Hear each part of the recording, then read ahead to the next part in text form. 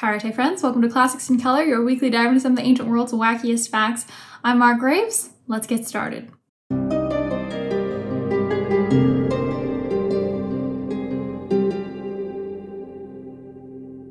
So the myth of Marsyas is a fairly obscure one that you probably haven't heard of, even if you had some basic exposure in 3rd grade to the wonderful world that is Roman and Greek mythology. They probably didn't read you this one because it is way too gory for a 3rd grader. Our story begins with the Greek goddess Athena. Athena, of course, is the goddess of wisdom, of cleverness, of craftsmanship, and according to the story, one of her many inventions was the aulos. So an aulos was a very popular instrument in ancient Greece. It was basically just 2 reeds that you would blow into.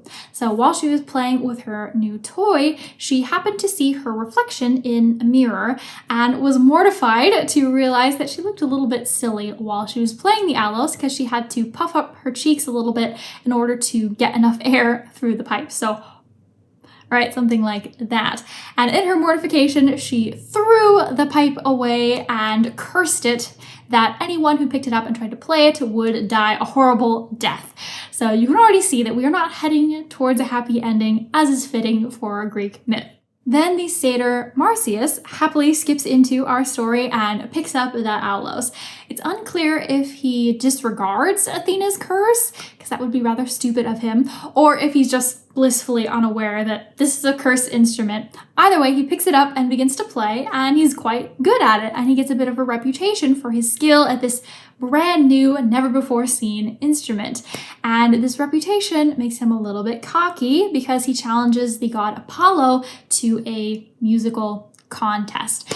The god Apollo is the god of many things, but one of them is music, and his instrument of choice is the lyre. So they ask the muses to be the judges for the contest. The muses are goddesses of the arts and sciences and music and various other things, but they are the judges.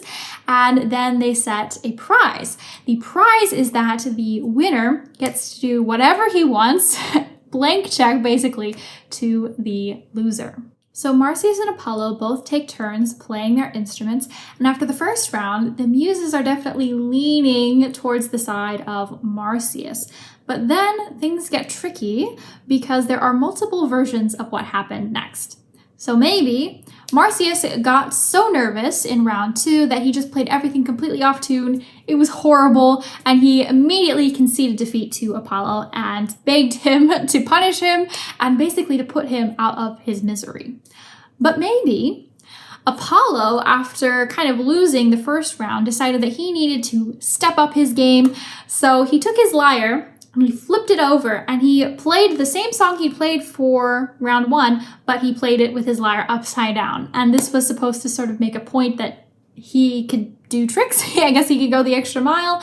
And Marsyas, of course, couldn't flip the aulos around. It doesn't work that way. So Apollo's argument, I suppose, was that his instrument was superior, and the muses apparently agreed with this and granted him victory. Or maybe Apollo, again to step up his game, played the same song, but this time sang along to the accompaniment. So he added vocals to the lyre. And the muses were impressed by this and granted him victory. But Marsyas was so angry that he argued with the muses for a long time. He really put up a fight saying, well, that's not fair. You can't compare an instrument plus vocals to an instrument. And I can't even sing because the aulos physically prevents me from singing. So you're comparing apples and oranges here. It's not a fair contest. I didn't agree to these terms, yada, yada, yada, etc. Somewhat understandably. But Apollo is so offended that Marsyas would contest his victory that he takes it out rather severely on Marsyas. He basically flays or skins him alive. So in all of the versions, Marsyas ends up dying an excruciating and humiliating death, which again is fitting for a Greek myth. But what I'm probably even more interested in than the ending is all the aftermaths to that ending. So in some versions, Apollo just skins Marsyas and then makes a wineskin out of him, which don't ask me why. But then in other versions, Apollo takes the hide and he hangs it up in this particular location, and then the native Greeks of that area celebrate a festival every year where they honor Apollo for winning this contest.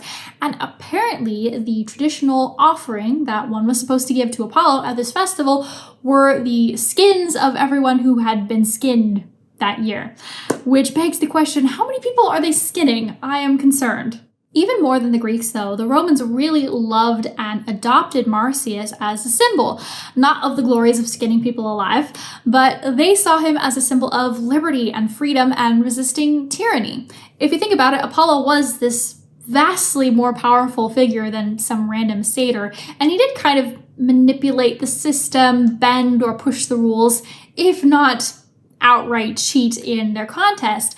But despite that power difference and despite the horrible consequences, Marsyas still stood up for himself and said something and tried to argue with Apollo, and the Romans seem to have seen that as something very noble. And so cities throughout Italy would put up statues to Marsyas as a kind of symbolic rebellion against the Romans in some cases, to say, well, yeah, maybe legally you guys can tell us what to do, but you can't push us around forever. We're still our own city and we have our own identity.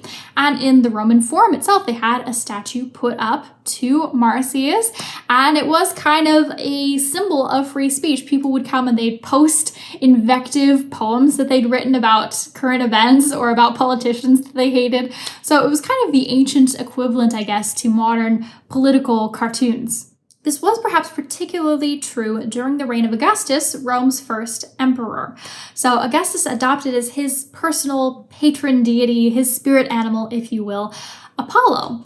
So people who disliked Augustus's somewhat killjoy and authoritarian approach to things would sometimes identify with Marsyas as the underdog resistor to Augustus. For example, his own daughter, Julia, who allegedly was a bit of a wild child, did not get along with her dad very well. And apparently she would make laurel crowns and put them on this statue of Marsyas in the Roman Forum to sort of acknowledge him as the secret winner, and would hold nightly protests or riots or some type of gathering at this statue on a nightly basis. Thank you so much for checking out this story and this video. I hope that you, like I, learned something new today. Special thank you, as always, to subscribers and to Patreon members, and I hope to see all of you again next week. Hαίrete.